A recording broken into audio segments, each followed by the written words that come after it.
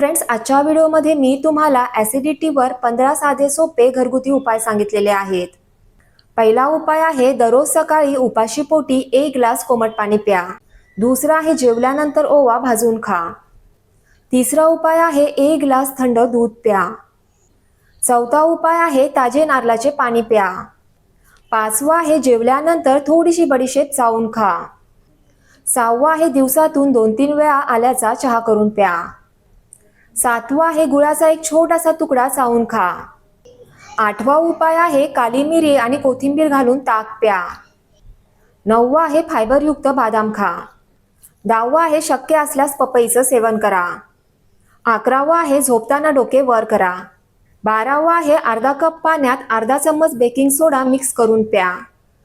13वा उपाय आहे तुळशीची पानं चावून खा. 14वा आहे फायबरयुक्त केळी खा. 15वा आणि शेवटचा आहे झोपताना डाव्या कुशीवर झोपा.